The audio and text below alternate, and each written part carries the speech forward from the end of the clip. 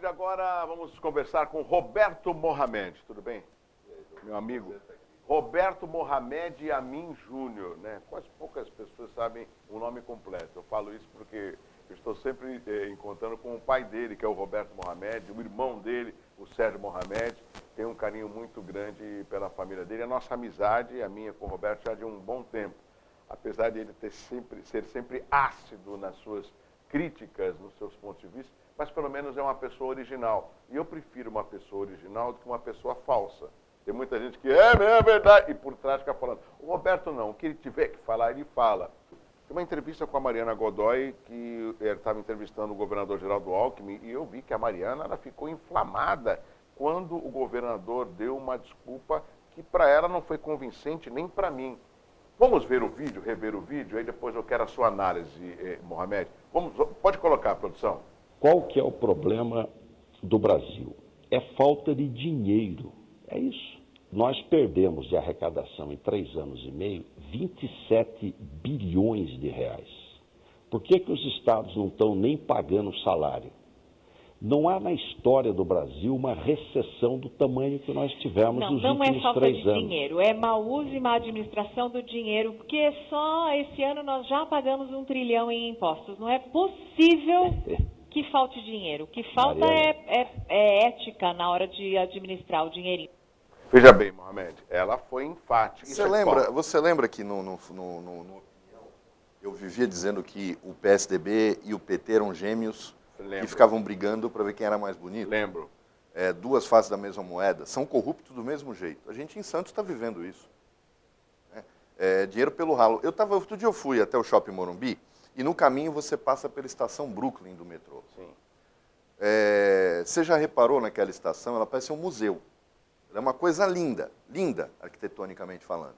Só que quando você vai para o Chile, para Santiago, que tem uma cidade totalmente atendida por metrô, você vai para Nova York, você vai para a Argentina, para Buenos Aires, você vai para Londres, metrô é escada, cimento e linha de trem. É transporte, Douglas. Sim, o que tem que ser bom e moderno é o trem. Concordo. O governante que faz uma estação de metrô com mármore, com espelho, é ladrão, porque é aí que se rouba. Quem está fazendo é o seu Geraldo Alckmin. O governo dele é absolutamente corrupto. Eu não sei como é que ele quer ser candidato a presidente da República. Ele agora foi levado ao cargo de presidente Vão nacional jogar do PSDB. lama em cima dele. Ele e o Aécio não são diferentes em quê? Talvez no uso do nariz, só. Agora, tudo. O PSDB é um ninho, mas não é de tucano. É bandido. Agora, Mohamed... E ela está absolutamente certa, porque não falta 27 bilhões. A gente está vendo quanto custou cada estação de metrô faraônica que esse homem construiu em São Paulo. Quantas ele deixou de construir? A pergunta que se faz, eu falava isso na Ponte do Mar Pequeno. Maluf fez a Ponte do Mar Pequeno. Foi. Não, pelo preço da Ponte do Mar Pequeno, ele construiu outras 3.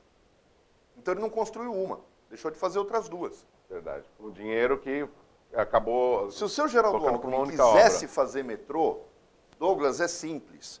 Escada, elevador para quem não pode descer escada, cimento até chegar à estação, placa e trem. É isso que é a estação do metrô em qualquer país civilizado. Fez estação de metrô luxuosa, com galeria de arte, quer roubar. É obra de ladrão. Ladrão é que faz esse tipo de coisa. Os caras ficam evocando o Joãozinho 30 toda hora. Não, o povo gosta de luxo. Não, o povo quer andar de trem. Quer chegar num lugar de trabalho rápido e com dignidade. Não quer ver uma estação luxuosa, onde todo mundo superfaturou tudo e roubou. Então, ela está absolutamente certa. E ele tinha que botar o rabinho entre as pernas e ficar quietinho. Agora, Mohamed, essa semana eu vi que você fez uma postagem no Facebook fazendo um comparativo sobre 2 presidenciáveis. E 2 não, na realidade acho que é um só. Não, um e um idiota. Eram 3 idiotas. O Bolsonaro e o Willis, né? João Willis. E aí eu vi vários questionamentos das pessoas que comentaram. E eu quero trazer essa discussão justamente para o meu telespectador que pode opinar no 981387000. A gente vê no Bolsonaro, pelo menos uma grande parcela da população, e eu vejo através de vídeo, o quanto que ele é ovacionado. As pessoas chamam de mito. Ele para um aeroporto, por exemplo, só para ter uma ideia. Né? O do Willis eu não queria tecer nenhum tipo de comentário, por uma questão até de respeito à família brasileira. Né? E a gente está vendo agora um presidenciável que é óbvio, que é o Geraldo Alckmin, que tenta mostrar uma pessoa que foi austera na condição da principal capital do Brasil, que é São Paulo. E vê outros também que estão começando a despontar, já teve a oportunidade, que é o caso do Ciro Gomes, né, a Marina Silva, o próprio Álvaro Dias. Aonde que eu quero chegar, Mohamed? É que a gente não está tendo, pelo menos eu sinto isso, quanto cidadão jornalista, nenhuma figura diferente para resolver o problema do nosso Brasil, né? E isso me preocupa, porque quanto maior o número de pessoas que desacreditam na política, se perpetua os mesmos. O Olavo de Carvalho tem um livro dele chamado O Imbecil Coletivo. É um dos livros mais antigos dele. E eu acho que ele está absolutamente certo, porque nós temos um problema no Brasil que é uma esquerda burra e uma direita burra. E a gente não tem pra onde correr. Nessa postagem que eu fiz, teve duas pessoas que ficaram fazendo vários comentários, que eu conhecia o tempo da ditadura por livro e tal. Isso, os caras são imbecis porque não conhecem a sua vida. Eu advogo junto à Comissão de Anistia há 20 anos. Eu conheço muito bem a história do Brasil. Eu não precisava estar na praia esperando o Cabral chegar para saber que foi ele que chegou aqui. Isso é argumento do idiota. O idiota usa esse argumento, o imbecil usa esse argumento. Essas pessoas que ficam falando de golpe militar, elas esquecem que a Odebrecht, a OAS, Camargo Correia, CR Almeida, começaram lá. Tinha corrupção do mesmo militar? jeito, exato. Só que um Sérgio Moro estaria preso no regime militar. A grande diferença que esses idiotas não entendem é que quando você fica pedindo intervenção militar, o que é um absurdo, porque intervenção militar você não pede. Tá? Inventaram uma tal de intervenção militar constitucional. Isso não existe, amigo. Golpe é golpe. Tortura não tem justificativa, Douglas. É o Estado sendo bandido. A tortura não tem justificativa. E agora tem gente questionando a tortura quando os próprios militares reconheceram isso, só que eles usavam o argumento que era uma guerra. Mas eles não negam a tortura. Quem é um imbecil que escreve no Facebook dizendo que dizem que houve tortura? Ou justificando a tortura em quem é corrupto. Quem é corrupto tem que estar preso e devolver o dinheiro. Acabou, ponto. Então, aí a gente pega uma figura como o Bolsonaro, tem uma coisa curiosa. Bolsonaro, como deputado federal, deu uma entrevista, olhe, pasme você. Atual ou não? Não, lá atrás, elogiando o Hugo Chávez. Ah, já ouvi isso também. Acho que foi em 99. Não, está no jornal, foi impressa, não foi nem dizer que foi na televisão e apagar a fita. Está impressa a entrevista dele. O Bolsonaro subia em cima de caminhão da CUT, no Rio, para protestar contra salário de servidor público. E eu me lembro que teve gente que falou assim, poxa, ele não tem direito de errar? Ele apoiou o governo Lula no início do governo Lula, de 2002 a 2006. Quer dizer, o problema do Facebook e das redes sociais é que você transforma tudo, né? burros, analfabetos, que se acham filósofos e começam a achar que podem falar sobre qualquer coisa.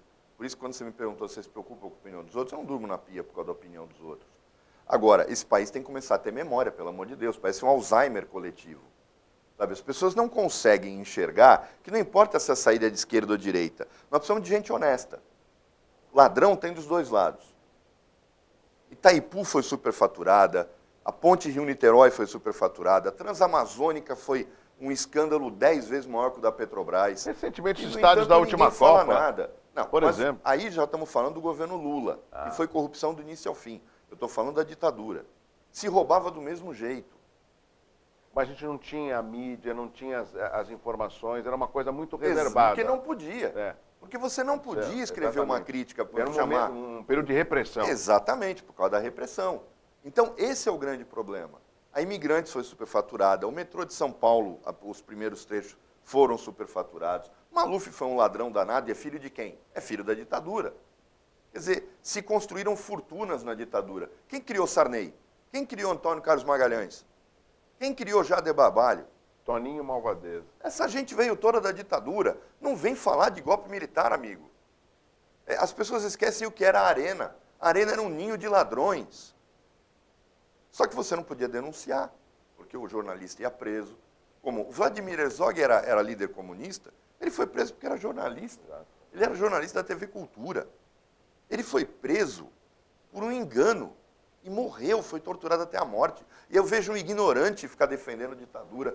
no Facebook, não dá para aguentar esse tipo de coisa. Agora, Mohamed, tudo isso que você falou muito rapidamente me causa uma preocupação quanto brasileiro e cidadão, acho que você também. Na medida em que você faz uma crítica severa, para aquelas pessoas que não têm um mínimo de conhecimento, elas acabam... Por isso que eu não vou votar em ninguém, que é o mais fácil. E isso me preocupa, que seria a perpetuação de uma grande parcela dos mesmos que hoje estão vendo o próprio umbigo, o seu lado, e esquece da nação. Mas a questão aí, Douglas, são as opções. Vamos começar a listar. Você falou os nomes. Sim. Marina Silva é um estelionato eleitoral. Absolutamente despreparado, só fala de um tema, foge quando o bicho está pegando, aí reaparece quando a coisa ficou tranquila para ela posar de santa e bonitinha. A Marina Silva seria um desastre. Lula. O Ciro Gomes tem um problema, né? Ele tem um Exu cangaceiro que desce nele, de vez em quando, e esse é um cara que, como presidente, ia mandar prender todo mundo, é um cara preparado. De todos que estão aí, é o mais preparado. Mas é um cara que não tem... o temperamento dele torna um perigo colocá-lo numa presidência. Você viu quando ele saiu na eleição e o que ele falou sobre as mulheres, né? Exatamente, ele podia ter ganho a eleição ali e perdeu. Quer dizer, o Ciro, na verdade, é preparado, mas tem um lado burro dele, que é um lado cangaceiro que, não, infelizmente, o atrapalha, mas é o mais preparado. O Geraldo Alckmin, eu já falei, é só olhar o que é São Paulo nos últimos 20 anos, na mão do PSDB e da turma do Alckmin. O Lula não precisa falar, né? A gente não vai eleger um bandido de novo. Tanto que estamos tendo que rezar para o Tribunal Regional Federal condenar para ele não sair candidato. É verdade. E ele está mostrando que ele, até agora, eu queria que um petista me explicasse os 9 milhões de reais em previdência privada que encontraram no nome dele. Muita grana. Ninguém consegue explicar. Os caras fingem que você fala isso, ele sai andando. Foi a economia que ele fez. Não, foi a Marisa. Ah, tá. Certo, fazendo cabelo. Que eu me lembre, ela usava o jatinho da FAB para mandar o cabeleireiro fazer o cabelo dela lá em Brasília. Uai, como é que ela era cabeleireira? Não fazia o próprio cabelo, depois que foi eleita primeira-dama. Então ele já foi eleito, ela já tinha esse dinheiro todo fazendo cabelo. Ela dominava São Bernardo. Né? Então, não tem explicação. O Bolsonaro é aquela coisa, é o Le Pen da França, é aquele cara que finge que é de direita, faz um discurso que o direitista idiota quer ouvir, mas que não tem conteúdo nenhum. Agora, Mohamed, tem também, parece eu ouvi falar do Joaquim Barbosa, o ex-ministro do STF. Outro também. Joaquim Barbosa só fez um processo na vida dele. Quem é advogado sabe que ele nunca julgava nada. Não gostava de trabalhar, não gostava de advogado, não gostava de pessoas. Joaquim Barbosa, o destino dele, para mim, não é ser presidente, é ser internado. Agora, sobrou quem aí? A gente tem que torcer para algo novo. Álvaro Dias. O Álvaro Dias é um político diferenciado. Não sei se preparado para ser presidente, mas é um político diferenciado. Só que eu tenho medo desses políticos que estão surgindo por partidos pequenos. Porque costurar uma base parlamentar depois, Douglas, e você já foi do parlamento, é muito difícil. Leia-se Collor. E a gente está falando de tudo. Imagina um prefeito de Santos, uma pessoa capaz, honesta, tudo aquilo que a gente sonha. Num partido nanico. Num partido nanico, que não tem vereador nenhum na Câmara. Caindo na mão daquelas feras que estão lá. Sabe quem passou por isso recentemente? O Billy. O Billy não tinha vereador nenhum. Não tinha essas qualidades que eu falei, né? Preparado, honesto, tal. Não se aplica ao Billy. Ele já foi Mas o problema de um prefeito que não tem base no parlamento está pedindo para ser cassado. Porque eles vão arrumar motivo, Douglas. O Collor foi cassado por causa de uma elba. Ele é corrupto e louco. E a reforma na casa da Dinda, né? Mas o problema todo está na dimensão do que um presidente, ou governador, ou prefeito de um partido nanico, vai enfrentar para conseguir mudar as coisas. Esse é o grande problema. O Congresso... E veja bem, é possível um presidente governar sem mudar as leis? É. Porque se ele realmente começar a acabar com a corrupção, fortalecer a Polícia Federal, o Ministério Público Federal e o Judiciário começar a trabalhar apoiando esse cara, a gente começa a ter mudanças. O problema é que o Congresso é tão ordinário que ele é capaz de votar leis para minar o trabalho do cara. É o caminho inverso. Não é que ele precise de maioria para aprovar leis para mudar alguma coisa, porque lei a gente já tem demais. O problema é o Congresso fazer coisas que gerem despesas absurdas e o cara vai ter que cumprir e acaba o governo dele. E a população não entende E o Poder Legislativo, no meu entendimento, é o mais importante. O Poder Legislativo ele tem não só a atribuição de, se for o caso, paralisar o Executivo, mas de comandar o Executivo. A gente vê muito que é o Legislativo que acaba se tornando refém do Executivo. Isso em nível federal, estadual e municipal. Mohamed, um outro tema que causou uma grande discussão, né, de vários empresários foi o aumento do ISS aqui em Santos de 3% para 5%. Algumas lideranças sindicais falaram que não era bom esse aumento por causa da demissão.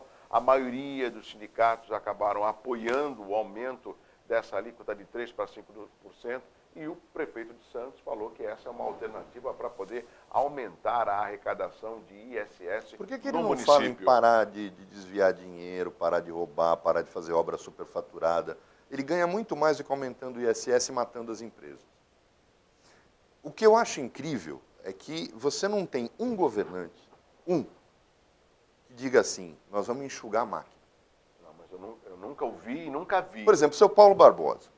O senhor quer, em vez de aumentar de 3 para 6, para 5 ou para 6 o ISS, por que o senhor não manda embora metade dos comissionados, que não fazem nada? O senhor sabe tão bem quanto eu, que não fazem nada. Se o senhor mandar um monte de gente embora, que o senhor se comprometeu na campanha a dar emprego, o senhor economiza a mesma coisa. Vou lhe dar uma outra ideia também. Quando o senhor pensar, ou quando o senhor começar a pensar fecha a secretaria. Porque só o juiz da Vara da Fazenda aqui de Santos, a juíza, não sei se foi uma juíza ou um juiz, foi um juiz, que, por exemplo, no caso dos chequinhos, condenou seus secretários e inocentou o senhor. Isso. Eu acho que esse juiz vive na lua. Ele tem problema. Eu acho que acabaram o psicotécnico na magistratura. Como é que ele diz que um secretário paga a gente com um chequinho sem que o prefeito saiba? A ordem vem do prefeito. Em Santos, os secretários não nomeiam nem mesmo o seu boy.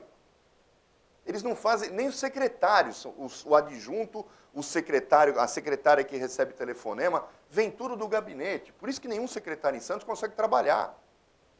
Porque ele pega a secretaria, mas todos os outros cargos, as nomeações saem do gabinete do seu Paulo Barbosa. Agora, como é que um juiz diz que 2 secretários pagaram funcionários com um chequinho sem que o prefeito soubesse? Aonde vive esse juiz? E tudo isso está acontecendo 8, 10 anos depois do julgamento do Mensalão. Verdade. Com a teoria do domínio do fato. Como é que um juiz pode julgar divorciado da teoria? Como é que ele acha que um secretário manda fazer um cheque para pagar como autônomo um funcionário que está na secretaria dele, sem que o prefeito saiba, se é o prefeito que assina o cheque? Não, isso eu não concebo também, Mohamed. Aí vem o prefeito querer aumentar imposto. Não, manda essa turma embora, o prefeito. Eu botava muita fé no senhor quando o senhor foi eleito. Agora, quantos comissionados o senhor tem? Quantos assessores estão espalhados pela prefeitura? É preciso mudar. O senhor quer ter dinheiro? Precisa de dinheiro, não tem dúvida. Manda essa gente embora. Economize, enxuga a máquina. Diminui secretaria.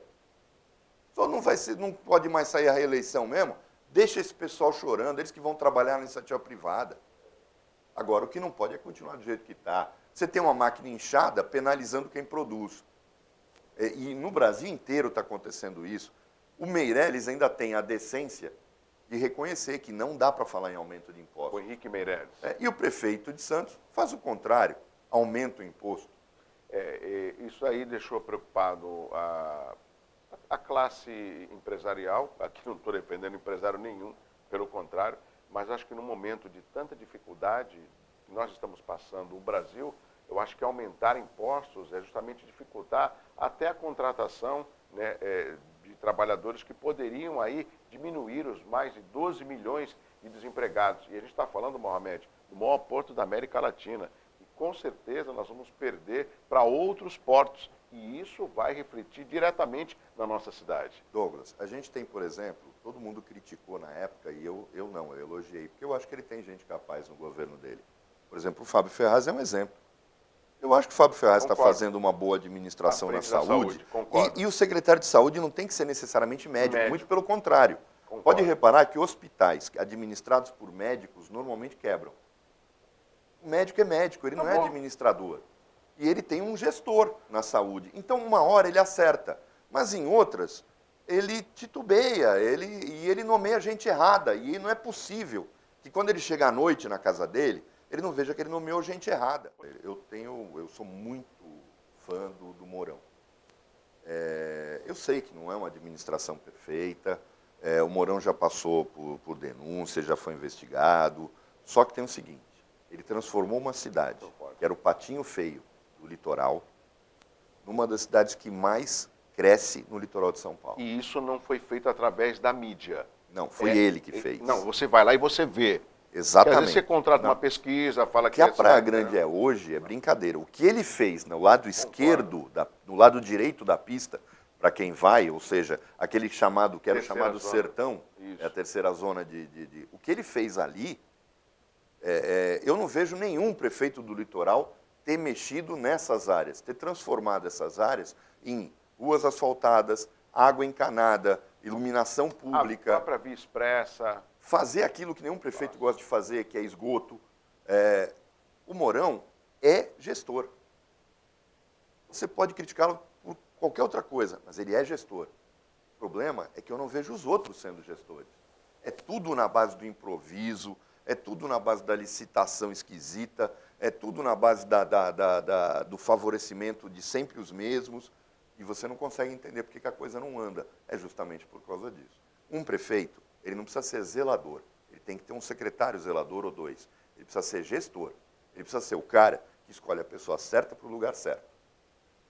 Não é possível que o Paulo Alexandre não tenha essas opções. O grande problema é não querer olhar o que está na cara. Você não tem que escolher alguém que te apoiou para dar um cargo, ou dar um cargo então, vê se o cara quer um cargo de motorista. Não, o cara quer ser subsecretário, secretário. Não, meu amigo, se você não tem condição de ser secretário, você não sabe escrever, você não sabe fazer outra coisa, quer ficar na praia, então é o seguinte, vai cuidar da tua vida. Aqui eu vou administrar a cidade. Mas, Mohamed, isso politicamente, para políticos que estão hoje em evidência, isso é desagregador, porque ele não está preocupado no efeito que daria para a cidade, ele está preocupado no ganho que pode dar à pessoa política. Quem tem que se preocupar com isso é deputado. Quem se candidata a cargo majoritário do Executivo tem que se preocupar em administrar. Concordo. Se ficar fazendo política o tempo todo, não vai governar.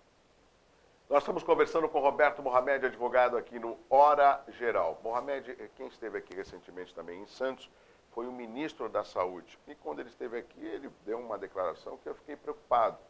Eu até entendo, mas eu achei que ele foi indevida a frase, dizendo que na região não tem problemas de leitos, né? Eu até concordo, a quantidade de leitos existentes, mas falta explicar a quantidade de leitos em funcionamento. Que, por exemplo, só nos estivadores tem mais de 200, mas o hospital não está funcionando. Então ele está certo, né? O que falta é gestão. Então essa opção de orelha ele tinha que dar nos prefeitos.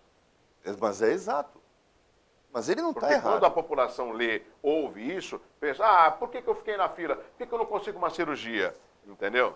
Mas é isso, por exemplo, eu sempre falei, o maior desafio do Fábio Ferraz, por exemplo, na saúde em Santos, na minha opinião, é justamente gerir os recursos de forma que você consiga, com esse dinheiro, fazer a máquina toda funcionar. E tem um detalhe, Douglas, dá para fazer. Só que você tem corporativismo. As pessoas não entendem, por ser da área de previdência, eu sempre falei isso. Eu não consigo entender por que uma cidade tem que ter merendeira concursada, motorista concursado, vigilante concursado. Tudo tem que ser terceirizado. Não é atividade fim da prefeitura. Por que tem que ser terceirizado? Porque essas pessoas concursadas, elas vão pesar para a prefeitura por 200 anos. E muitas Porque vezes elas vão se aposentar, gerar aposentadoria, depois gerar pensão. Para quê? Não é o cargo que a prefeitura tem que desenvolver o seu trabalho. Mas muita gente espera justamente esses concursos para poder estar empregado. O emprego público tem que deixar de ser condição de seguro de vida. Eu acho que com essas reformas da trabalhista, inclusive, isso já tem que acabar, isso tudo tem que ser seletista. Agora, tem uma coisa que não é possível. Eu vejo gente capaz na prefeitura que não é capaz de pensar. Por que terceirizar um PS ou uma UPA para uma empresa quando você pode transformar a Prodesan numa empresa gestora? Por exemplo, a Prodesan poderia ser uma agência municipal e gerir as UPAs, pronto-socorro e hospitais. Até o próprio Hospital Salvadores? Tudo, contratando tudo por CLT. Via Prodesan. Porque a estabilidade é o maior inimigo da produtividade. É verdade, concordo. Qualquer discurso que seja fora é corporativista. A estabilidade é inimiga da produtividade. Então, você contrata por CLT, você pode até pagar mais. Porque aquele cara não vai ficar pendurado recebendo aposentadoria. Hoje, por exemplo, no Hospital das Clínicas, Douglas, tem um monte de médico. Quando você olha a folha de pagamento do HC, você vê um monte de médico do Sírio, do Einstein, do 9 de julho, e não aparecem lá para trabalhar há mais de 10 anos. Mas vão se aposentar pelo serviço público, eles vão lá 1 hora por semana, ficar no pronto-socorro, aí todo mundo fala, eu fui no HC e fiz consulta com fulano. Ele dá 1 hora por semana. Isso foi, inclusive, matéria da Band, da Rádio Bandeirantes. Eles fizeram até uma entrevista, ligaram para uma chefe de um hospital que era para estar no plantão e ela estava no outro hospital. Claro. O repórter, ele irritou tanto que ela bateu o telefone na cara dele. Isso acontece muito. Mas é normal isso, é normal. E virou uma coisa aceitável para ter o cara, o bambambam, 1 hora lá, manda ele embora. Não vai fazer falta nenhuma. Coloca um médico que queira trabalhar. E tem. Está cheio. Tem. Então, esse é o grande problema que a gente tem na gestão pública. Você tem que ter um cara que consiga enfrentar esse tipo de coisa. Você tem que ter um cara que vá para o hospital com a lista de ponto. Cadê fulano? Cadê ciclano? Ah, eles não estão aí? Corta o ponto. Se cortou o ponto 30 dias, manda embora por justa causa. Mohamed, tem um outro tema importante. Da outra vez que você participou do Hora Geral, aí ele estava fechado. Mas agora, no dia 1º de dezembro, foi entregue para a população o Hospital de Cubatão, né? Que foi uma grande festa. Óbvio que eu quero o melhor dos meus amigos de Cubatão, dos meus amigos da região.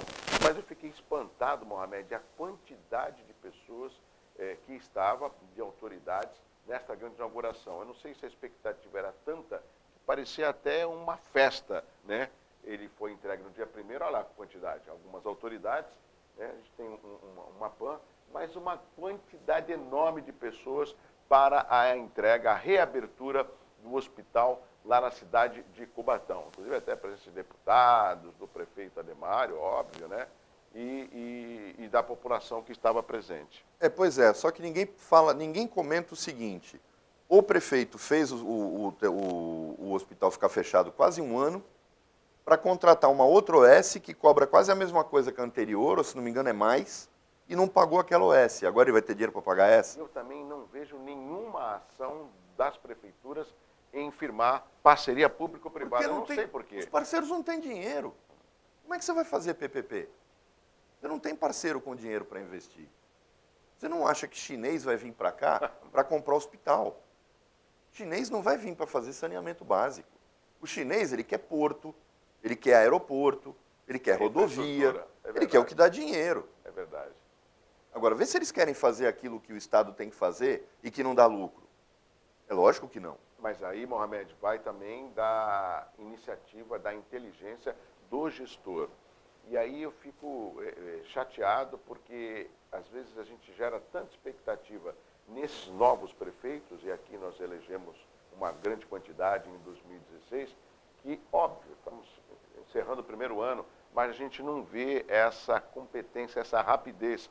Por mais que eles sempre dão a desculpa que a máquina pública ela é truncada, ela não permite essa agilidade, mas a gente não vê ações de grandeza de forma metropolitana.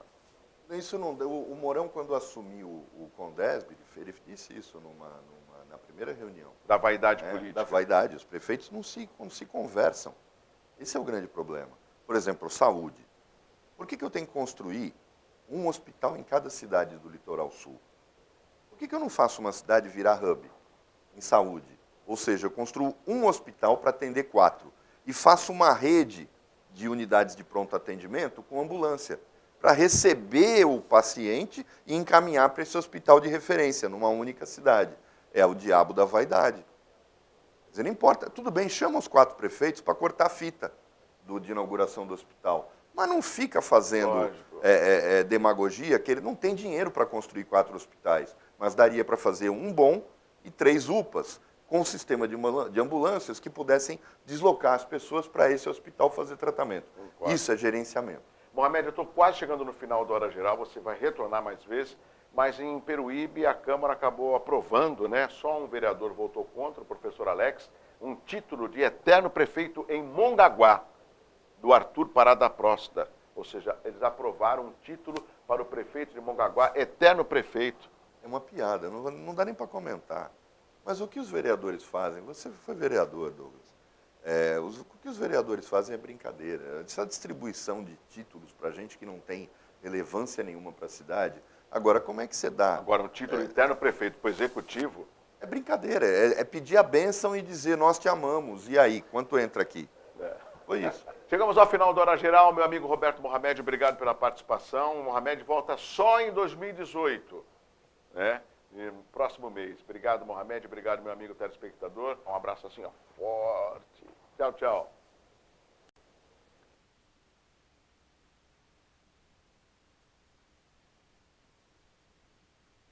Apoio Grupo Mendes, ajudando a construir a história da região. New York Shake Ice Cream, o milkshake mais saboroso do mundo. E Unidas, alugue o carro que sempre quis na Unidas.